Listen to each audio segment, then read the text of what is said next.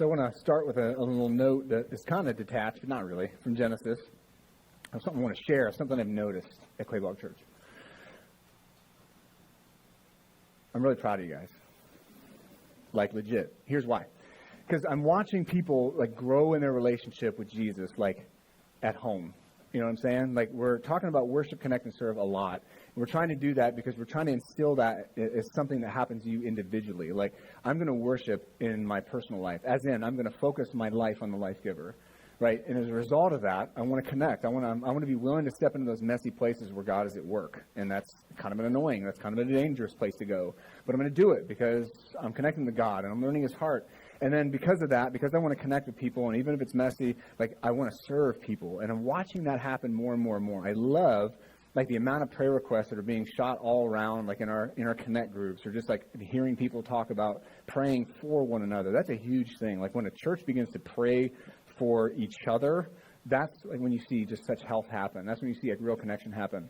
And I'm watching needs be met, whether they be emotional needs or physical needs or financial needs. Like, I'm watching people looking, like, actively looking for ways to help other people. And that's a huge deal to me. That's a huge blessing, because pastoral care can not only be done by the pastors, right? And that's an easy road to slip into, both for pastors and for churches, right? It's like, well, that's what we hire you for, Kyle. You're supposed to take care of all the people, right? No, it's not. It's to help you and help you be aware of your need, your desire that needs to be there to care for the body, because that's when it starts happening. Because here's what I know about myself, Pastor Tim, and even Pastor Dean, Terry, Brittany, there she is, Sarah, like, people we have on our team, our leadership team. It's like, we can't do it all. And what ends up happening is I miss the funeral because I'm somewhere else. I have to be somewhere else. I miss the phone call as a follow-up because, again, I'm in doing something else. Or I don't know something happened, or I'm not there when somebody needs me. And it's like, and if that's only me that's doing that, that's where people get really hurt. And that's where the lack of care comes from. But now, like, what I'm watching over the last year or so happen is, like, our church is really starting to lean into this, like, being the church. And I just want to say, as your pastor, that's an incredible blessing. Like, it lets me know that people are being cared for and that we're getting it. And we're like, there's this, like, quiet momentum happening as Jesus does his work in his people. So I just want to start off by saying that's pretty awesome. And I'm proud of you guys. All right? So now, how does that connect to Genesis? It actually does. I thought this out beforehand. So the thing that we see in Genesis is it's a foundational book, you know? And so when we read Genesis, we have to read it in that understanding that God is introducing a lot here in this book. And so we need to be able to take that, apply it to our life, and then also see that as the lens for really the rest of the Bible as well. So I found a quote from this guy, John Lennox. He's a brilliant guy. He's a scientist. He is a mathematician, and he is a Christian. And so I love reading his stuff because he thinks way deeper and way bigger than I do. He's just one of those guys for me. And he has this quote that I want to share with you about these opening verses of Genesis that connect to what I just said to you about what the body is doing. So here's what John says. It's one thing to wrestle with the meaning of the days of Genesis, right? And we're going to do that some, right? Obviously, in this book. It's one thing to wrestle with the meaning. You know, what is it saying? But, he says, it's another thing to understand, apply, and live the whole message of Genesis. That is a completely different thing. And the point, if we aren't doing the latter, I'm not sure the former will profit us much. You know, we can dive into the weeds and we can try to, like, understand every word and every nuance and everything about the Genesis account. But if we miss the point and purpose of these verses, we miss the point and purpose of really the Bible, right, as a whole, of what's being said about God. And so there's deep truth that God is trying to deliver here about himself, about the nature of the universe, about humans. And if we get lost in details that aren't really the point, we're going to miss what God is saying. We're going to miss the grandeur. We're going to miss the awe, and we're going to miss the wonder. We're going to miss what should inspire worship in us. You know, that there's a God that's like this, and yet he wants relationship with somebody like me. Right? Like me. That's an amazing thing. Right? So what is being revealed in this is really, really important. So our guiding question for this series so far is, what is the Genesis account telling us about the Creator himself? What exactly is going on there? Because this is the point I don't want us to miss, this next one. The creation account, the focus, isn't what? It's who. Right. It's not a what, it's a who that we need to be thinking about. Right? God is revealing things, yes, about creation, but if we get mired down and trying to, I was talking with Paul right after the first service, and he said, just because we can't understand doesn't mean we need to try to put God into a box we can understand. We're talking about a creator who was before space, time, and matter. Explain that. We can't even explain gravity or energy, right? We know what they are and what they do, but to try to explain them is like really difficult. So let's not try to put God into a box that we can explain easily. Because when I hear people do that, I'm like, man, they're missing the point. They've got God in this comfortable little box. Because if you can put God in a comfortable little box, you don't need to obey him, do you?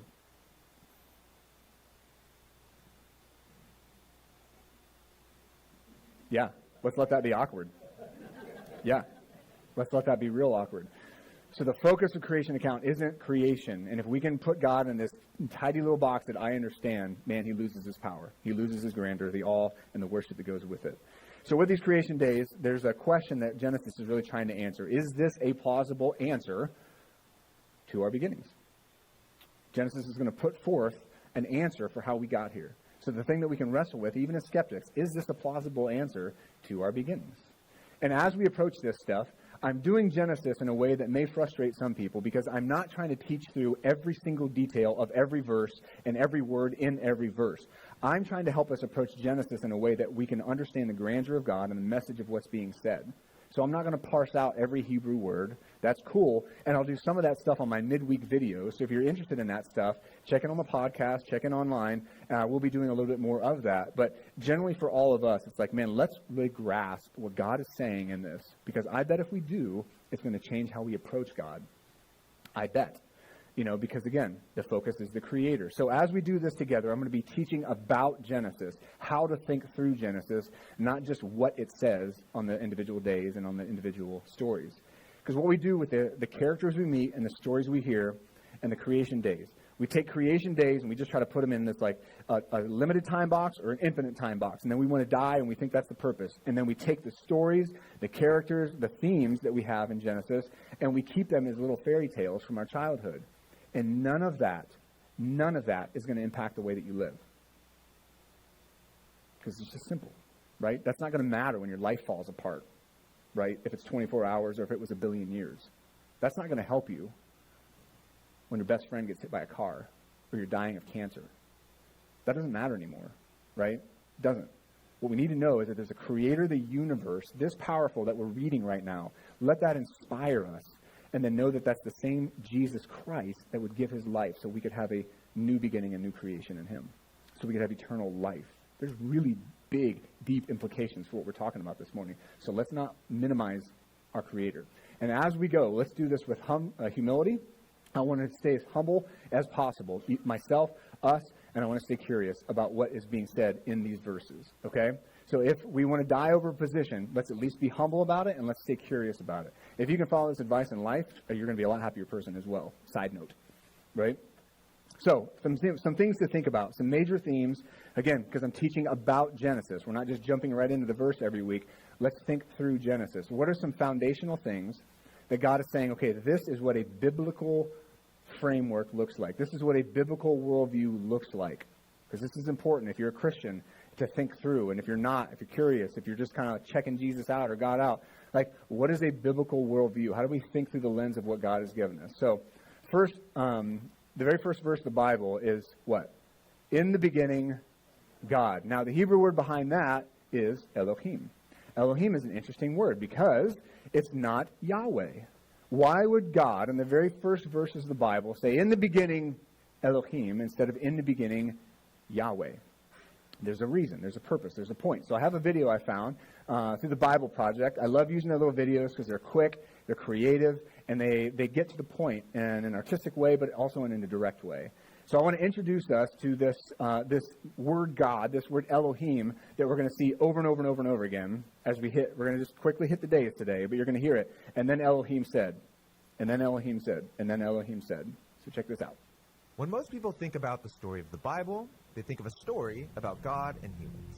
But remember, we learned that there's a whole other cast of characters that appears throughout the Bible and plays a really important role. Right. spiritual beings, angels, demons, and the like. Right. And in the Bible, they inhabit the heavenly realm, which is parallel to our earthly reality and actually overlaps with it.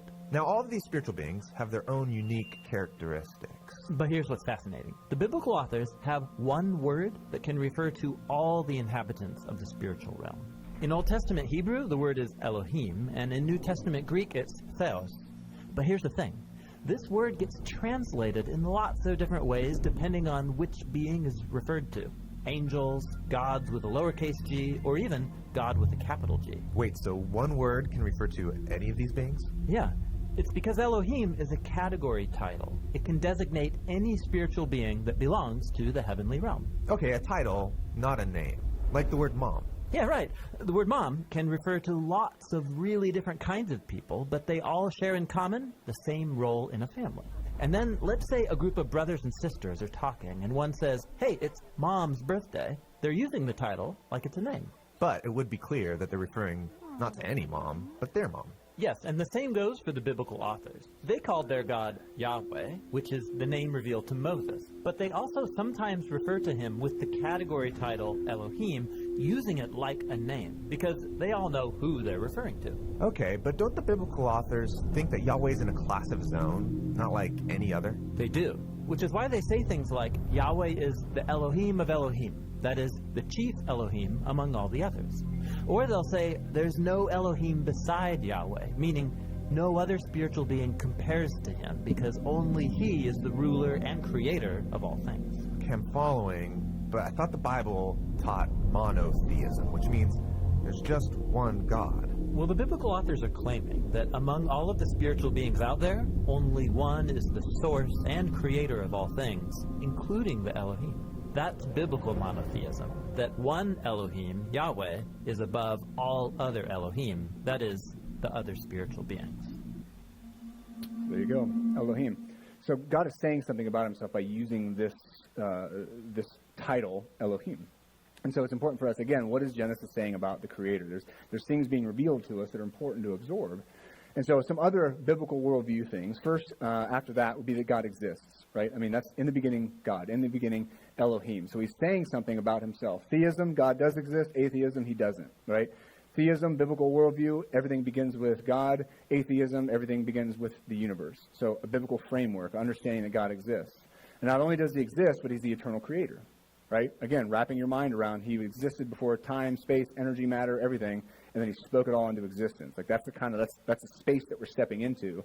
So this is a very important part of who we are because, again, only God can bring new created things. Like that's new life. That's a theme in the Bible. Next, not only is he a creator, but he is distinct from his creation. So this is important, as we're going to see in a little bit, because when it comes to like earth worship or spirit worship or like astrology and stuff like that, that's just sin is what it is. You can call it witchcraft, you can call it paganism, whatever you want to call it. But like spirituality and like things like that like have snuck into Christianity over a long period of time. And it's like we're giving the credit of God, the glory of God, the worship of God to these just created things. And so you're going to see this is a big deal. It starts right here in Genesis, and then it goes all across the Bible. It's a big, big deal. And then second to last, God is intentional. I love this part, and we're going to see that in the days of creation. And then last is God is personal. Because that right there is, again, lighting candles is because Jesus is the proof that God is personal. Like, he came to earth so that we would know that God is personal. The creator of the universe would willingly give himself for us, for eternity, for a new life now. Like these are huge themes that all start right here in Genesis and get played out all the way across the Bible. Now, as far as the actual days themselves, we're going to look at days 2 through 6 today. And again, we're not going to do a super dive into each one, but we're just going to look at the days. We're going to look at kind of what they have in common. What are they saying about God? Like, what does that mean for us? Things like that. But I do want you to notice the symmetry, because there's a rhythm in Genesis 1 that can easily be overlooked. You have, the whole darkness to light thing. You have creation and then kind of rest, creation and rest. And you have there's symmetry, there's movement, there's rhythm that's actually pretty beautiful in the Genesis account. And there's a symmetry I wanted to point out to you, because I don't know if you've thought about it much. I hadn't really before.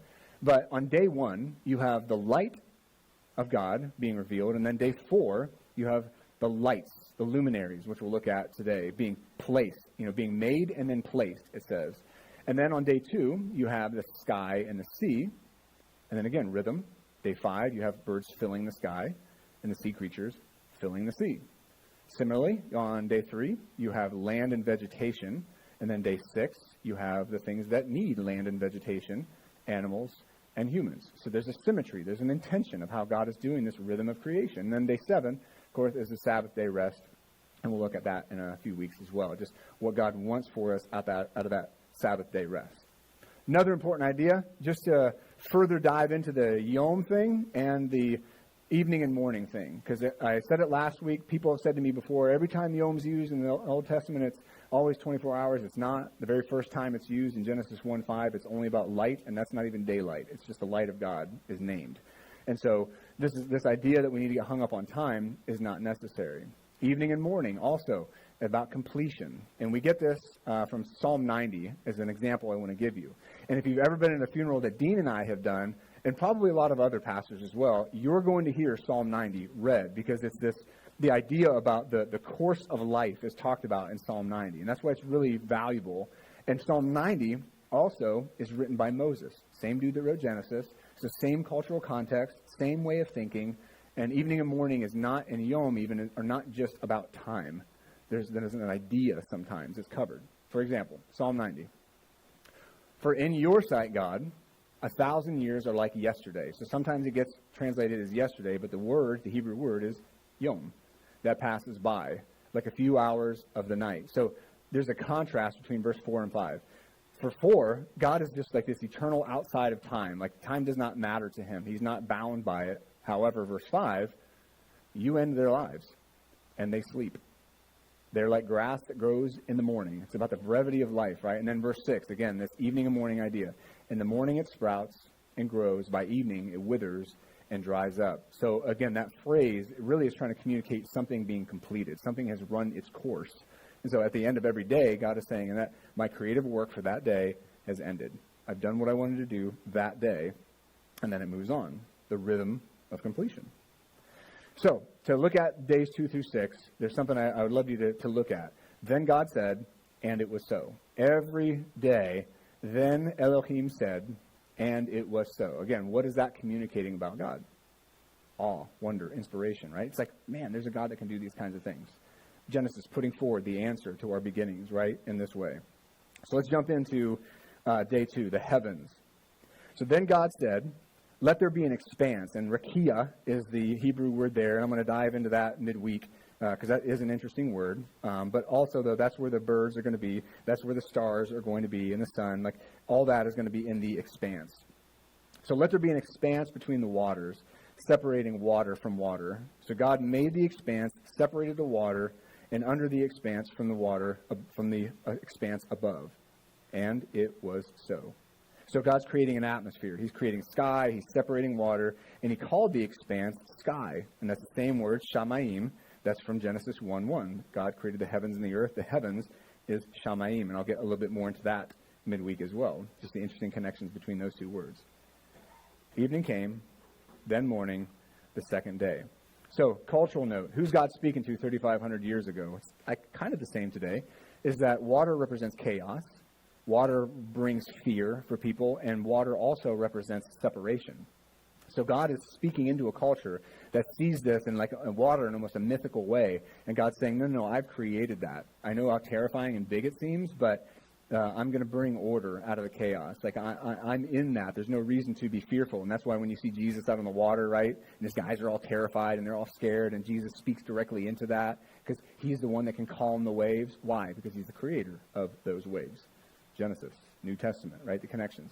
And so you have also, though, in Revelation, which I think is interesting, when God sees his vision of heaven, like the heaven that will be one day, there's no sea. So again, kind of he's speaking into that. If there's no sea, what does that mean? Well, that represents fear and chaos and separation. There's not going to be any more fear, separation, and chaos in God's heaven, right? And so again, culturally, it's kind of cool to understand what's being spoken about God with these details.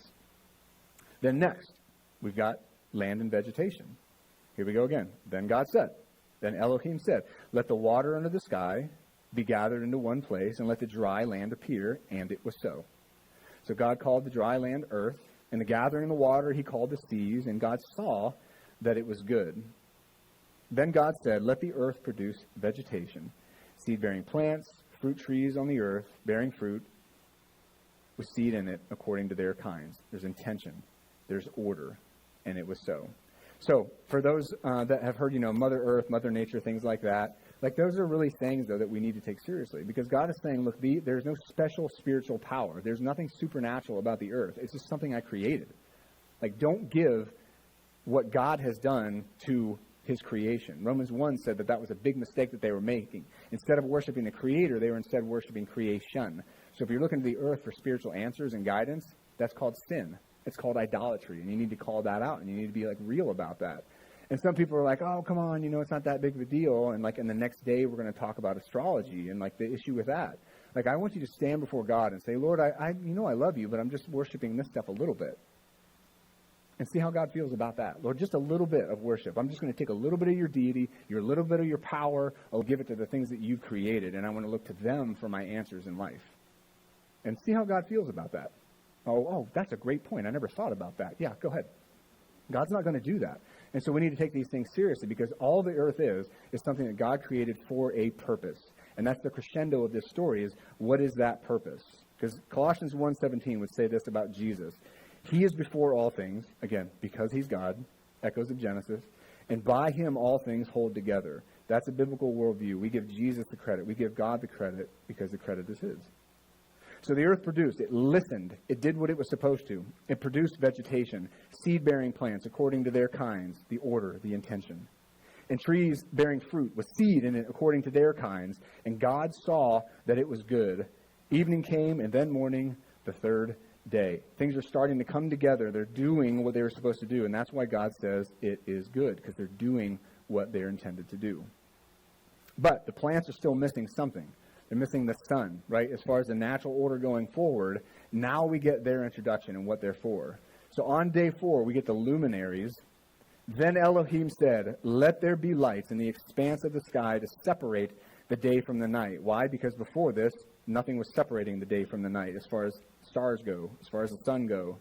They will serve as signs, very specifically, for the seasons, because the sun's going to govern our seasons, it's going to govern our days, and it's going to govern our years. So there's nothing supernatural about these things. They are placed in the solar system so that they can do a very natural thing for us. So there was nothing governing the days before this. So if you really want to think 24 hours, really this is kind of the introduction. And God says that's what they were for, was to govern the seasons, days, and years. So they will serve as signs to do these things, to govern these things, and they will be lights in the expanse of the sky to provide light on the earth. And it was so. So similarly to looking at the Mother Earth thing, if you're all about your signs and you're all about astrology and you're leaning into that and you say you're a Christian, you need to know in God's view, he's saying you're taking what is mine and you're giving it to something that I've created, right? Again, we can label it however we want, but in God's eyes, that's something that is a sin because you're taking his and giving it to something he made, right?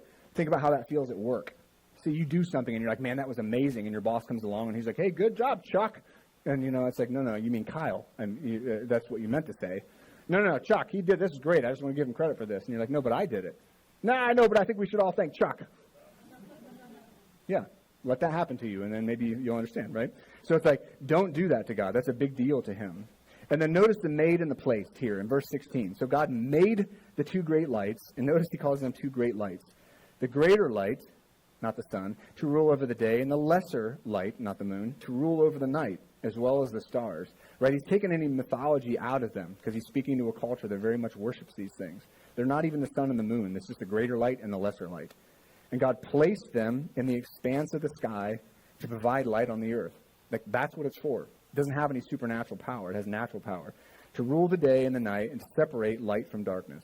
Right? And God saw that it was good. Evening came, then morning, and then the 4th day. What are the sun and the moon for? They reflect the glory of God. That's what the heavens do. They don't steal from the glory of God. That's not what they're there for, right? They just reflect it. And then day 5, now he's going to start filling. Now he's going to have more creative works being done. Then Elohim said, let the water swarm with living creatures, and let birds fly over the earth and across the expanse. There's that word again, expanse of the sky. So God created the large sea creatures, and that's tannin in Hebrew, and I'm going to hit that one because that's really fascinating midweek. I don't have time today to do it, but that's fun to do, so we're going to do that midweek. And every living creature that moves and swarms in the water. Again, unbelievable complexity now in the waters. You got it on the land in the vegetation, this unbelievable complexity, and now you've got it in the seas happening. According to their kinds, intention, order. He also created every winged creature according to its kind, intention, order. And God saw that it was good. And this is an interesting, demarcation here. And then God blessed them. He's not blessed anything else yet. But it's like the things with breath are different, right? So be fruitful. Why does he bless them? Be fruitful, multiply, and fill the waters of the sea, and let the birds multiply on the earth. Evening came, morning, and then the fifth day. So there's something different now. Like, don't miss this. What is this saying about God? His intention, his purpose for creation. God blesses them, not so that they could be happy or that they could, be joyful or something like that. Blesses them so they can be fruitful, multiply, and fill the waters of the seas. And the same thing is said to humans. So there's something important about this, this male-female, this binary view of how we're created and how that is supposed to be a blessing for the earth, right? There's created intention there. So we need to understand, like today, of course, like this is a huge issue. Like everybody wants to fight and die over trans stuff. And it's like, well, yeah, we're made this way and that way. And it's like, yes, we are. But we're supposed to be in that a blessing to the earth. So there is created intent there. But just because you disagree with somebody doesn't mean you need to hate them. And they may hate you, but you can still have conversations. I just did it again over the weekend, talking with somebody that did not share my view.